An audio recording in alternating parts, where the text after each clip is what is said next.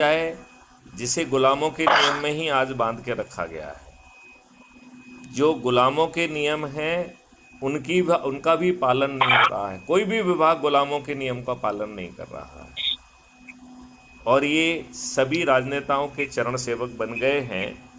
इस व्यवस्था में जब आदमी आज का दिन काटने के लिए त्रस्त है, आज की रात सुकून से सो पाऊंगा कि नहीं सो पाऊंगा वो अनिश्चित है, तब वो जैविक की तरफ उसका ध्यान कम जा रहा है, जबकि वो कैंसर से पीड़ित होने वाला है। जबकि उसका जैविक की तरफ बहुत ज़्यादा ध्यान जाना चाहिए, क्योंकि यदि वो ध्यान नहीं जाएगा तो भारत के 2/3 लोगों को कैंसर होना सुनिश्चित है।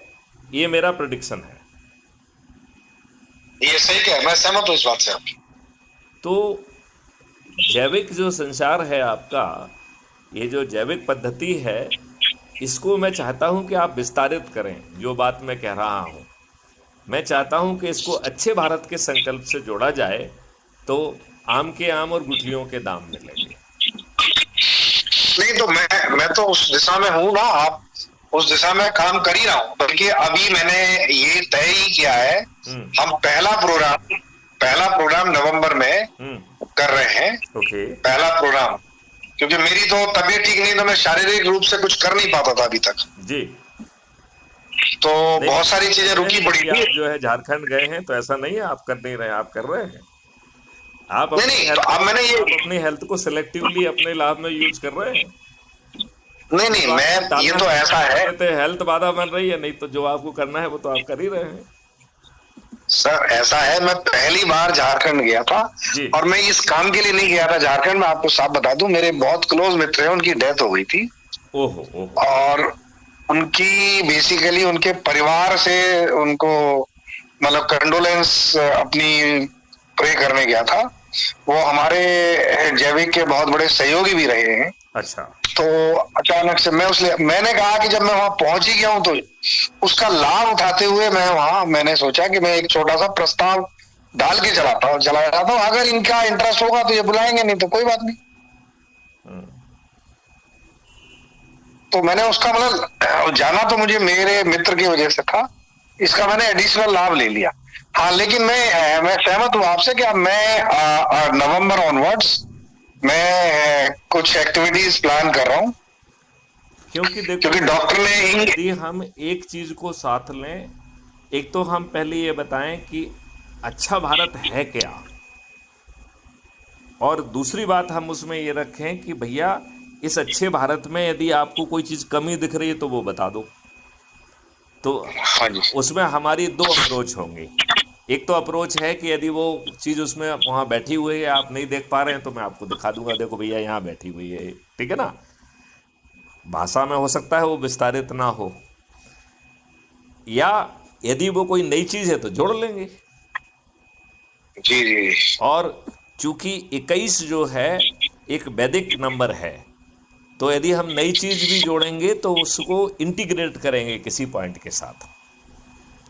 उसको 22वां पॉइंट नहीं बनाएंगे, उसको जोड़ लेंगे, लेकिन किसी पॉइंट में इंटीग्रेट कर देंगे जिससे 21 का नंबर शाश्वत बना रहे। क्योंकि 21 का जो नंबर है वो एक बहुत वैदिक नंबर है, उसका बड़ा सिग्निफिकेंस है। लेकिन और किसी के ऊपर कोई चीज थोपना नहीं है, तो हर व्यक्ति को अपनी बात कहने का मौका मिलेगा। ये बात आप कहाँ तक समझ रहे हैं? क्या आपने वो 5 रिफाइनमेंट, पहले 4 हुआ करते थे जिसको हमने 5 कर दिया है, क्या वो आपने 5 रिफाइन करने के तरीके आपको सुनने का और समझने का मौका मिला है मिस्टर अत्री? कहाँ पर?